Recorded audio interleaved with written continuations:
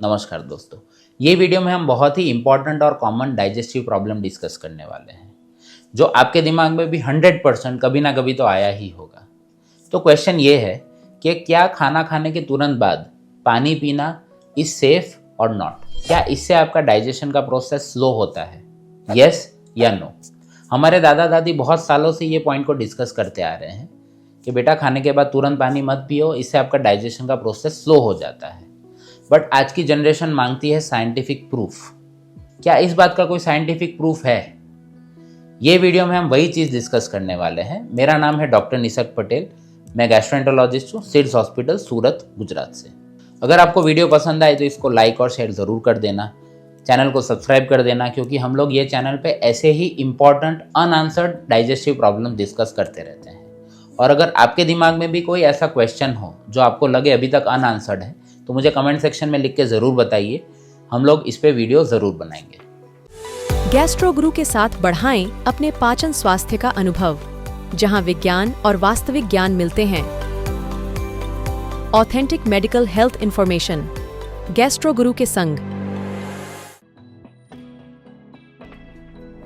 तो चलिए अपने ये वीडियो को आज आगे बढ़ाते हैं। So we are discussing on 2 points. Number 1 कि इसका कोई फ़ायदा है, एंड नंबर 2 क्या इसका कोई नुकसान। हम ये दोनों पॉइंट को डिस्कस करेंगे। इससे पहले हमें ये समझना पड़ेगा कि अपना डाइजेशन का प्रोसेस होता कैसे है। तो जब भी हम खाना मुंह में डालते हैं तो वहाँ पे च्यूइंग की प्रोसेस स्टार्ट होती है, मतलब चबाने की प्रक्रिया स्टार्ट हो जाती है, और अपने यहाँ से सलाइवरी एंजाइम्स निकलने शुरू हो जाते हैं, जैसे कि अमाइलेज। तो अपने मुंह में ही थोड़ा बहुत डाइजेशन का प्रोसेस ऑलरेडी स्टार्ट हो जाता है। उसके बाद खाना थ्रू फूड पाइप स्टमक में आता है। स्टमक में होता है हाइड्रोक्लोरिक एसिड। तो जैसे ही खाना पेट में पड़ेगा, पेट में एसिड बनना और एंजाइम रिलीज होना, जैसे कि पेप्सिन, स्टार्ट हो जाता है। और स्टमक अपने एक मिक्सर जैसा भी है, वो खाने को धीरे धीरे करके मिक्स करता है। इसकी जो स्पीड होती है that is 3 times in 1 minute। तो जैसे जैसे खाना मिक्स होता जाएगा विथ एसिड, तो जो खाना अपना सॉलिड फॉर्म में होता है वो धीरे धीरे सेमी सॉलिड फॉर्म में और लिक्विड फॉर्म में कन्वर्ट होता है। ये सेमी सॉलिड और लिक्विड फॉर्म को हम लोग बोलते हैं काइम। ये टोटल प्रोसेस को टाइम लगता है 2 से 3 घंटा। उसके बाद जो काइम है वो धीरे धीरे करके डिओडिनम और इंटेस्टाइन के साइड जाना शुरू हो जाता है, और वहाँ पे आगे का डाइजेशन का प्रोसेस कंटिन्यू होता है। तो ये है अपना डाइजेशन होने का प्रोसेस। अब क्या हम लोग खाना खाने के बाद तुरंत अगर पानी पीते हैं तो क्या ये प्रोसेस डिस्टर्ब होता है? लोग बताते हैं कि अगर आप पानी पीते हो तो आपका पेट का जो एसिड है वो डाइल्यूट हो जाता है। But this is only the half truth, this is not completely true. Mayo clinic का ये एक रिसर्च आर्टिकल है जिसमें ये साफ लिखा है कि अगर आप खाने के वक्त थोड़ा थोड़ा सिप्स में पानी पीते हो तो आपका पेट का एसिड डाइल्यूट नहीं होता, क्योंकि पेट में इतनी कैपेसिटी है कि वो एसिड को ओवर प्रोड्यूस कर सकता है। मतलब आपने पानी पिया, एसिड थोड़ा डाइल्यूट हुआ तो पेट अपने आप थोड़ा एसिड बढ़ा देगा, तो आपका जो प्रोसेस है वो बैलेंस आउट हो जाएगा। बट ऐसे भी बहुत सारे पेपर्स हैं जो ये बताता है क्लियर कट कि अगर आपने ज़्यादा पानी पिया और खाने के तुरंत बाद जैसे एक पूरा ग्लास गटक गए तो ये प्रोसेस गड़बड़ हो जाएगा। खाना खाने के तुरंत बाद पानी पीने में ये 3 प्रॉब्लम होते हैं which are scientifically proven. Number 1 कि वो आपका एसिड रिफ्लक्स बढ़ा देगा, क्योंकि पेट की एक लिमिटेड कैपेसिटी है। अगर आपने पेट भर के खाना खाया है, उसके ऊपर 1 गिलास पानी पी लिया, तो there are very high probability कि वो खाना और पानी आपके गले तक आएगा, which is known as GERD, gastro oesophageal reflux disease. Point number 2 कि अपना सॉलिड और लिक्विड जो पेट में जाता है उसका मिक्सिंग का जो प्रोसेस है और स्पीड है, दे आर डिफरेंट। तो फूड के लिए the speed is 2 to 3 hours, मतलब खाने को डाइजेस्ट और मिक्स होने में 2 से 3 घंटा लगता है। पानी को मिक्सिंग की ज़रूरत ही नहीं है, वो विदिन 1 hour या 30 मिनट्स पेट में से निकल जाता है। इसको हम लोग बोलते हैं गैस्ट्रिक एम्प्टिंग टाइम। अब गैस्ट्रिक एम्प्टिंग टाइम सॉलिड और लिक्विड का अलग अलग है।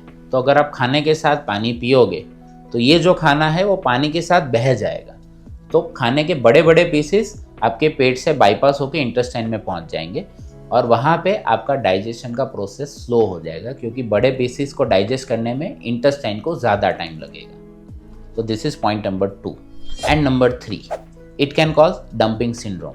डंपिंग सिंड्रोम नॉर्मली कोई बेरियाट्रिक वाले पेशेंट को ही होता है। डंपिंग में क्या होता है कि जैसे ही बहुत सारा खाना और पानी डायरेक्टली इंटेस्टाइन्स में आ गया, अब इंटेस्टाइन्स रेडी नहीं थे ये खाने के लोड को पचाने के लिए।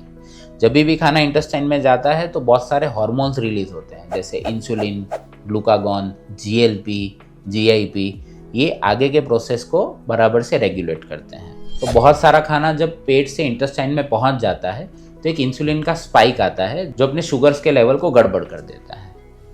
ये सब चीज़ों से आपका डाइजेशन का प्रोसेस गड़बड़ हो जाएगा।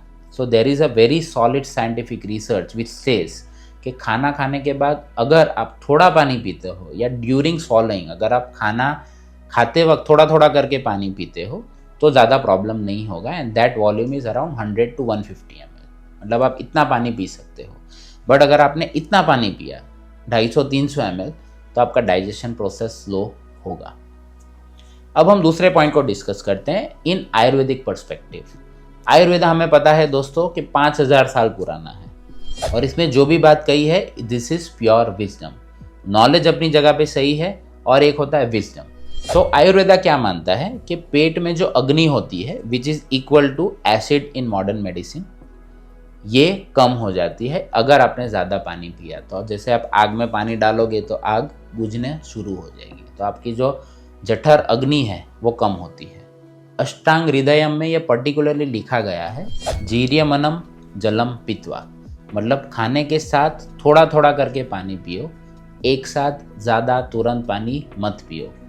सद्गुरु भी ये बताते हैं कि खाना खाने के मिनिमम 1.5 या 2 घंटे तक आपको पानी नहीं पीना चाहिए। तो मॉडर्न मेडिसिन और आयुर्वेदा दोनों चीज़ ये साफ बताते हैं this is pure wisdom and this is scientific knowledge. तो ये दोनों को अगर आप कंबाइन करते हो, और मेरे हिसाब से भी आपको खाना खाने के तुरंत बाद पानी या कोई भी लिक्विड, छाछ हो, जूस हो, पेप्सी, कोक, कोला, कुछ भी चीज़ ज़्यादा मात्रा में नहीं लेनी चाहिए। Up to 100 ml is okay. बहुत सारे गुजराती लोगों को ये होता है कि खाना खाने के बाद एक बड़ा ग्लास छाछ, या पंजाबी लोग बहुत बड़ा ग्लास लस्सी ले लेते हैं, इससे भी आपको प्रॉब्लम हो सकता है। आजकल के यंगस्टर्स सोडा, कोक और पेप्सी के साथ खाना लेते हैं, इससे भी आपका डाइजेशन प्रोसेस में गड़बड़ हो सकता है। अब हम एक थर्ड टॉपिक पे चर्चा करते हैं। बहुत सारे पेशेंट मुझे ये पूछते हैं कि सर मुझे तो पानी चाहिए ही, मुझे तो छाछ चाहिए ही, कोक के बिना तो मैं खाना खा ही नहीं सकता।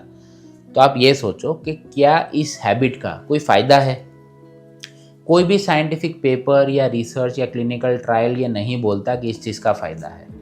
Ayurveda, modern medicine with scientific facts में क्लियर कट प्रूव हुआ है कि भाई इस चीज़ का नुकसान है। अब जो चीज़ का कोई फ़ायदा नहीं है और जिसका नुकसान है वो चीज़ हमें बिल्कुल नहीं करनी चाहिए।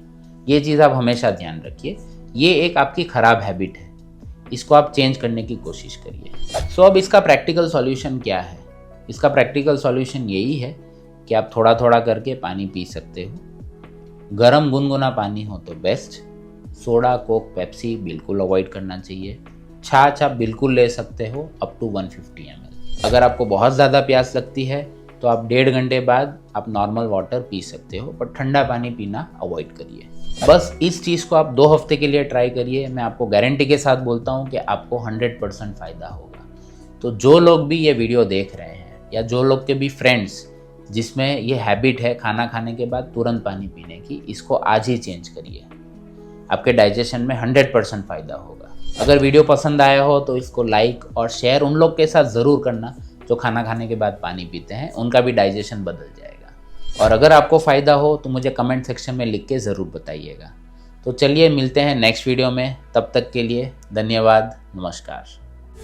गैस्ट्रो गुरु के साथ बढ़ाएं अपने पाचन स्वास्थ्य का अनुभव, जहां विज्ञान और वास्तविक ज्ञान मिलते हैं।